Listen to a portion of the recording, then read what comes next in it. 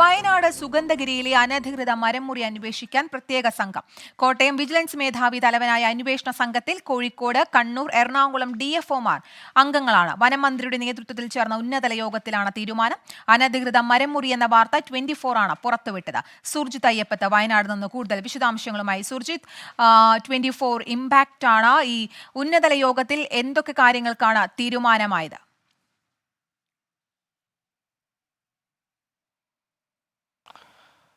കീർത്തന 4 ദിവസം മുമ്പാണ് ഇതുമായി ബന്ധപ്പെട്ട ഒരു അന്വേഷണം നമ്മൾ നടത്തിയത്.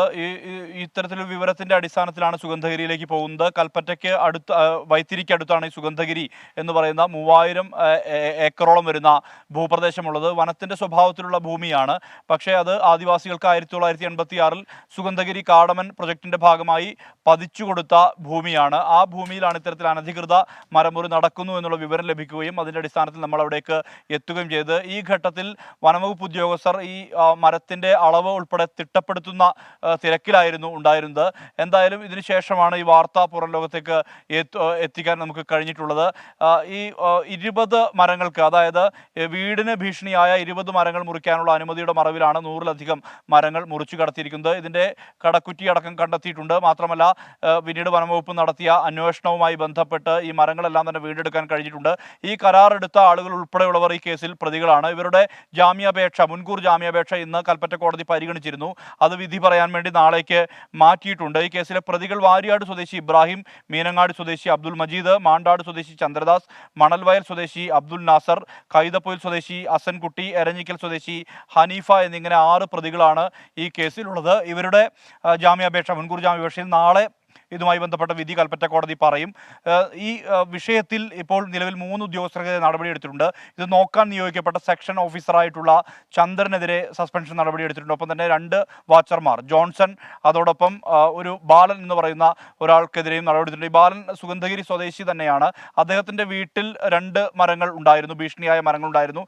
ആ മരം മുറിച്ചു നീക്കിയിരുന്നു. ആ മരം മുറിച്ചു നീക്കിയ വിവരം അറിയിച്ചില്ല എന്ന് പറഞ്ഞുകൊണ്ടാണ് അദ്ദേഹത്തിനെതിരെ നടപടിയെടുത്തത്. പക്ഷേ മറ്റുള്ളവർ 2 പേരും ഇതിന് ഒത്താശ ചെയ്തു എന്നുള്ള തരത്തിലുള്ള ഒരു കണ്ടെത്തലിന്റെ അടിസ്ഥാനത്തിലാണ് മറ്റു 2 പേർക്കുമെതിരെ നടപടി സ്വീകരിച്ചിരിക്കുന്നത്. എന്തായാലും അവിടെ നടന്നിട്ടുള്ളത് 100-ലധികം മരങ്ങൾ, അതായത് ഒരു തരത്തിലുള്ള ഭീഷണിയുമല്ലാത്ത 100-ലധികം മരങ്ങൾ മുറിച്ചു നീക്കി എന്നുള്ളതാണ്.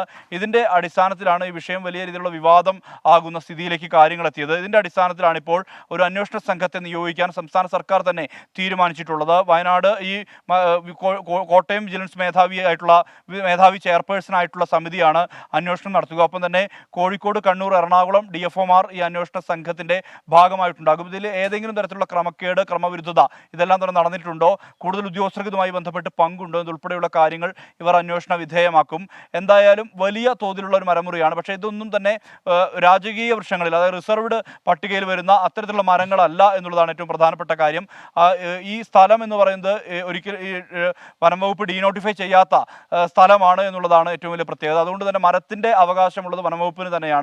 ഏത് സാഹചര്യത്തിലാണ് ഇങ്ങനെ ഒരു മരമുറി, അത് വലിയ തോതിൽ മരം മുറിച്ചിട്ടുണ്ട്, തെറ്റിദ്ധരിപ്പിച്ചാണ് മരം മുറിച്ചിട്ടുള്ളത്. കാരണം ഇന്ന് നമ്മളോട് വെളിപ്പെടുത്തൽ നടത്തിയ ജോസഫ് എന്ന് പറയുന്ന ആളുടെ വീട്ടിൽ ഭീഷണിയായിട്ടുള്ളത് 10ഓളം മരങ്ങൾ ഭീഷണിയായിരുന്നു. അതിനുവേണ്ടി മുറിച്ചു മാറ്റാൻ അദ്ദേഹം അപേക്ഷ സമർപ്പിച്ചു. ആ അപേക്ഷയ്ക്ക് മറുപടിയായി ആ അപേക്ഷയിൽപ്പെടുന്ന മരങ്ങൾ കൂടാണ്ട് പുറത്തു നിൽക്കുന്ന, അതായത് ഭീഷണിയല്ലാത്ത മരങ്ങളും മുറിച്ചു നിൽക്കുന്ന സ്ഥിതി ഉണ്ടായി. അത് അദ്ദേഹം ഈ ഫോറസ്റ്റ് ഉദ്യോഗസ്ഥരുടെ സാന്നിധ്യം ആ സമയത്ത് ഉണ്ടായിരുന്നു എന്നുള്ള ഉൾപ്പെടെ കാര്യങ്ങൾ അദ്ദേഹം വെളിപ്പെടുത്തുന്നുണ്ട്. എന്തായാലും ഈ മരമുറിയുമായി ബന്ധപ്പെട്ട് നിലവിൽ അത് വിവാദമായ പശ്ചാത്തലത്തിലാണ് ഇത്തരത്തിൽ ഒരു പ്രത്യേക അന്വേഷണ സംഘത്തെ നിയോഗിക്കാൻ വേണ്ടി സർക്കാർ തീരുമാനിച്ചിരിക്കുന്നത്.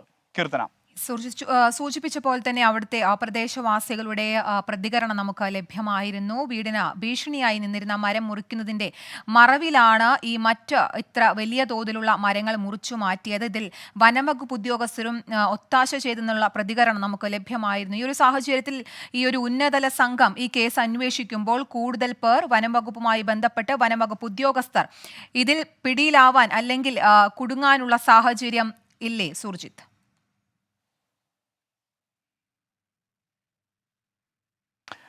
അത്തരത്തിൽ പറയാൻ കഴിയുകയില്ല. കാരണം ഇത് ഉത്തരവാദിത്തപ്പെട്ട ഉദ്യോഗസ്ഥനായിരുന്നു ഫോറസ്റ്റ് സെഷൻ ഓഫീസറായിട്ടുള്ള ചന്ദ്രനെതിരെ നിലവിൽ നടപടി എടുത്തിട്ടുണ്ട്.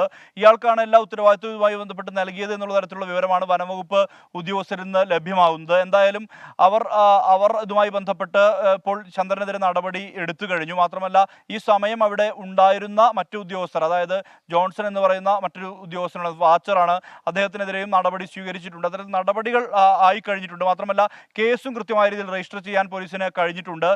ഇവരെ പിടികൂടാൻ കഴിഞ്ഞിട്ടില്ല. ഒരു ലോറി പിടിച്ചെടുത്തിട്ടുണ്ട്.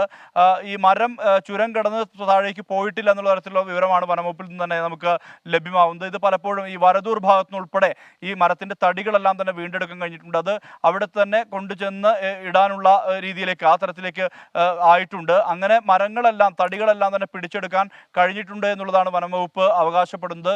സ്വാഭാവികമായും ഇനി കൂടുതൽ ഉദ്യോഗസ്ഥർ ഉണ്ടോ എന്നുൾപ്പെടെയുള്ള കാര്യങ്ങൾ അതിൽ വ്യക്തത വരുത്തേണ്ടത് ഈ അന്വേഷണ സംഘമാണ്. നിലവിൽ വനംവകുപ്പ് തന്നെയാണ് ഇത് കണ്ടെത്തിയത്. വനംവകുപ്പിന് ലഭിച്ച പരാതിയുടെ അടിസ്ഥാനത്തിലാണ് വനംവകുപ്പ് തന്നെ അന്വേഷണം നടത്തിയത്. അത് റേഞ്ച് ഓഫീസറുടെ നേതൃത്വത്തിൽ തന്നെയാണ് അന്വേഷണം നടത്തുകയും ഇത്തരത്തിലൊരു സംഗതി ഉണ്ടായിട്ടുണ്ട് എന്നുള്ള തരത്തിലുള്ള ബോധ്യത്തിലേക്ക് അവർ വരികയും അവർ ആ നടപടി എടുക്കുകയും ചെയ്തത്. അതിന്റെ അടിസ്ഥാനത്തിലാണ് ഇത്തരത്തിൽ നടപടിയിലേക്ക് പോയത്. CCF-ആണ് ഈ സെക്ഷൻ ഓഫീസറെ സസ്പെൻഡ് ചെയ്തത്. DFO ആണ് മറ്റ് 2 വാച്ചർമാരെയും സസ്പെൻഡ് ചെയ്തത്. അത്തരത്തിലുള്ള നടപടിയിലേക്ക് എത്തിയിട്ടുണ്ട്. മാത്രമല്ല കേസ് കൃത്യമായ രീതിയിൽ കേസും നൽകി കൊടുത്തിരുന്നു. ഇതിന്റെ അടിസ്ഥാനത്തിലാണ് ഈ പ്രതികൾ മുൻകൂർ ജാമ്യാപേക്ഷയ്ക്ക് ശ്രമം നടത്തിയത്.